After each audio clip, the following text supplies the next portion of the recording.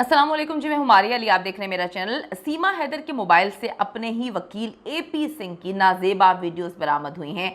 सीमा पर तशद्दुद की वीडियोस भी सच्ची साबित हो चुकी हैं, सच्ची निकली हैं। जो झूठ बोला जा रहा था इनके वकील की जानिब से कि वो झूठी हैं, लेकिन अब वो सबूत सामने आ चुके हैं जिनसे पता चलता है कि वो वीडियोस भी सच्ची हैं। सीमा हमारे लिए मुसीबत बनती जा रही है। सचिन की फैमिली भी पीछा छुड़ाने के लिए जो है अब सामने आ गई है, यानी कि वो भी पीछा छुड़ाना चाहती है। सीमा हैदर का केस बड़ा ही मिस्टीरियस किस्म का केस है, जहां पर एक खातून जो है ना सिर्फ पाकिस्तान से नेपाल के थ्रू बॉर्डर क्रॉस करती है गैर कानूनी तौर पे इंडिया का, और तकरीबन 1 साल से वहाँ पे मौजूद है। ना उसको जो है वो जेल में डाला गया, ना उसको मुल्क बदर किया गया, यानी कि उसको पाकिस्तान के हवाले भी नहीं किया गया। मतलब बड़ी अजीब सी, बड़ी फजूल सी कुछ सिचुएशन है, जिसको समझने के लिए सारे लोग सर जोड़ के बैठे रहते हैं कि यार इंडिया क्यों इस खातून को अपने पास रख कर बैठा हुआ है, इसको डिपोर्ट क्यों नहीं किया जाता। लेकिन ये खातून जो है मक्कारी और चलाकी के साथ मुख्तलिफ जगह पर इंटरव्यूज़ देती रही और अजीब व गरीब कहानियाँ सुनाती रही, जिससे साबित होता है कि ये बड़ी प्लानिंग के थ्रू जो है हर चाल चल रही है।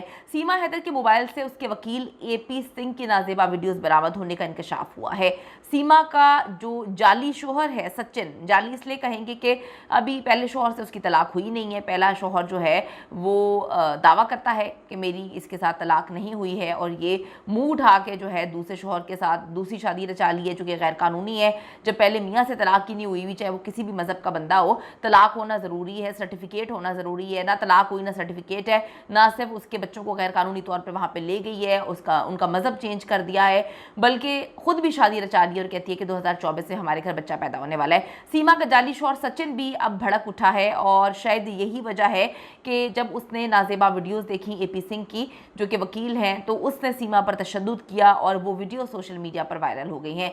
सीमा के घर जाने वाले एक वकील ने इंकशाफ किया है कि जब वो सीमा के घर जाते हैं, रात के वक्त जाते हैं, तो उसने काली ऐनक पहनी हुई थी, काला चश्मा पहना हुआ था, जिससे जाहिर होता है कि उसको काफ़ी मारा पीटा गया, उसको काफ़ी जो है टॉर्चर किया गया था, कुटाई हुई थी, जिस वजह से उसने जख्मों के निशाना छुपाने के लिए काला चश्मा जो है वो लगाया हुआ था, यानी वो अपने जख्म छुपाने की कोशिश कर रही थी। हकीकत में सीमा एक झूठी मक्कार, बहुत ही तेज़ शातिर किस्म की औरत है, जिसके चेहरे से नकाब उठ चुका है, जिसने मुख्तलिफ चेहरे अपने ऊपर लगाए हुए थे, अपने मुंह पे लगाए हुए थे, और हर जगह ड्रामे करती हुई नज़र आ रही थी। ना उसको कोई सचिन से सच्ची मोहब्बत है, ना उसको कोई प्यार है, वो किसी साजिश के तहत जो है वो गेमें खेलती हुई नज़र आ रही है, जो कि बेनकाब हो चुका है। सीमा के पहले शौहर गुलाम हैदर के वकील मोमिन मलिक ने बताया कि नोएडा की फैमिली कोर्ट ने शादी करने वाले पंडित को भी समन जारी किया है, और गुलाम हैदर भी इस केस में गवाही देने के लिए जल्द भारत आ सकते हैं। उनके पास ठोस सबूत हैं जिन्हें वो नोएडा की फैमिली कोर्ट में पेश करेंगे। वकील ने सवाल उठाया कि आज भी कागज़ पर सीमा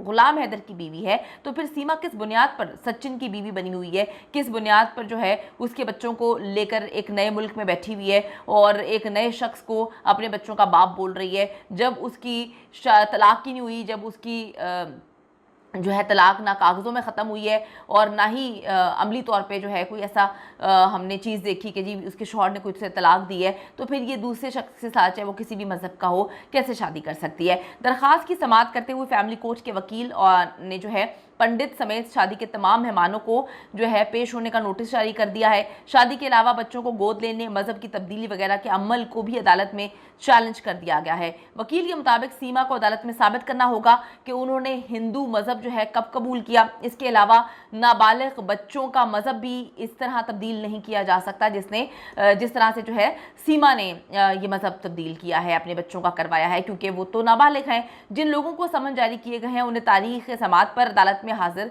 होना लाजमी है। अब इस मामले की अगली समाअत 27 मई को है। बड़ा जो है इम्पॉर्टेंट ये टाइम है, बड़ी इम्पॉर्टेंट चीज़ें हैं। देखने में आता है कि ये जो खातून है जो कि खेल खेलती हुई नज़र आ रही है, सचिन के साथ भी खेल खेल रही है और अपने पहले शौहर के साथ भी खेल खेल कर ही फ्रॉड करके भागी है।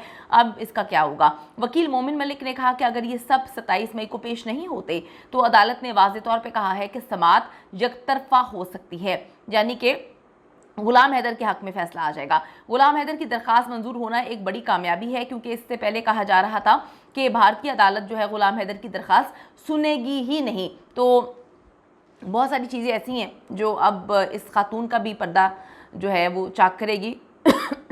मौसम ख़राब है, चीज़ें जो है वो अजीब चल रही हैं। आप लोग भी अपनी सेहत का ख्याल रखें।